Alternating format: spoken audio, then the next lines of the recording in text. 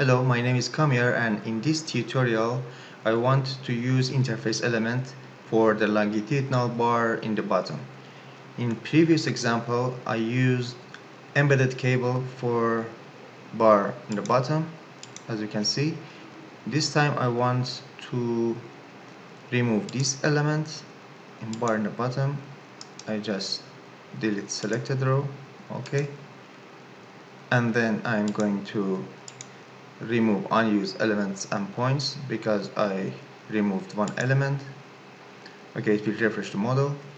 Now instead of embedded cable I want to add an interface element and analyze this beam in a different way.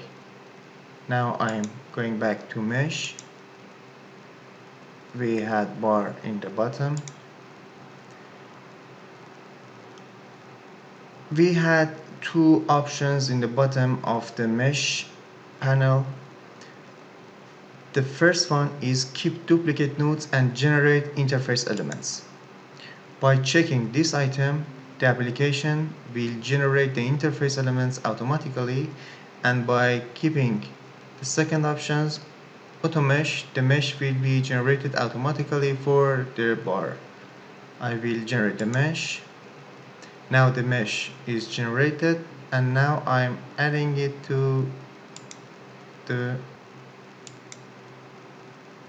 okay, now we see a different color, which means that we have an interface element here. If I go to the property window, I can just uncheck the interface element. Now we see that we already have the bar in the bottom, and we have an interface element.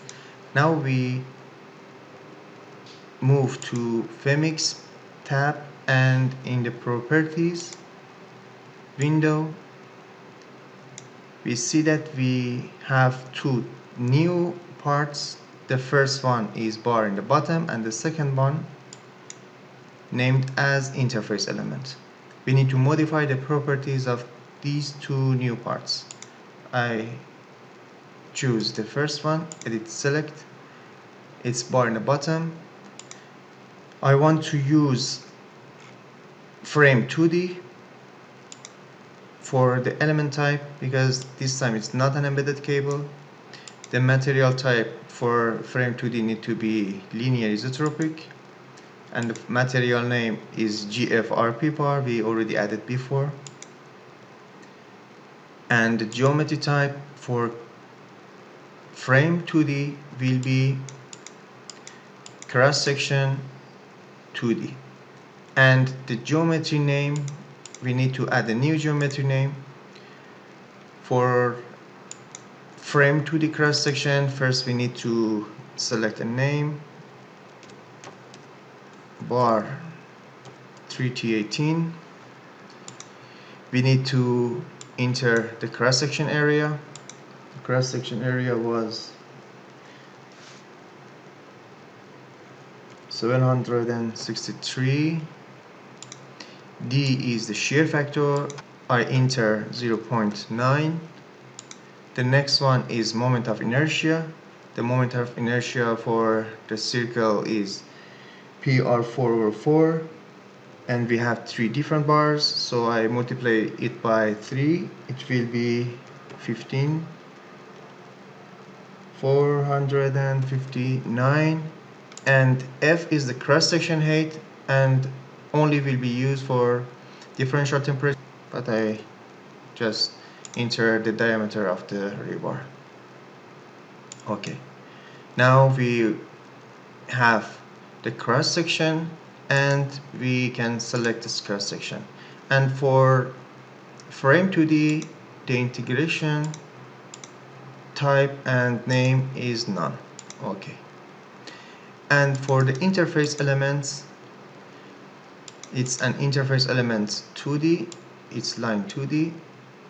The material type, I want to choose 301. We don't have any material yet. I can click on add a new item. We can fill the data here, or I can just right click and add a new row. We can enter the parameters directly in this form, or I already had this material in my library. I just select the name and load the data.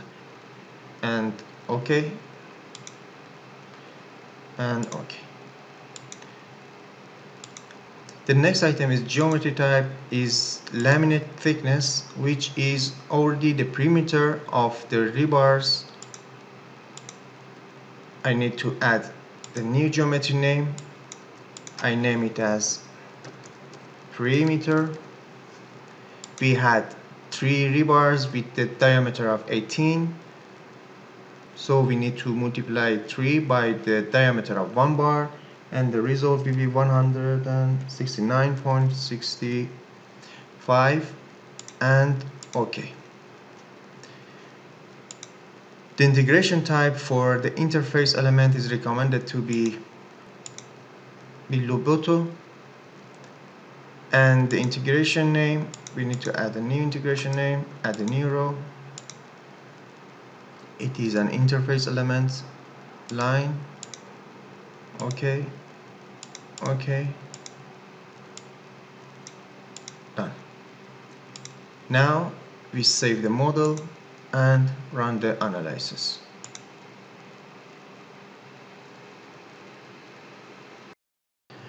Well, the analysis is finished. I want to check the results with the previous analysis. I'm going to graph the elements. I need to choose the point for the displacement and the point for the support for calculating the reactions.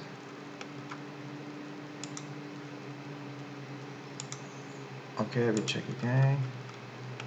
Done. Now I want to keep the previous graph because I want to draw the graph for in both cases.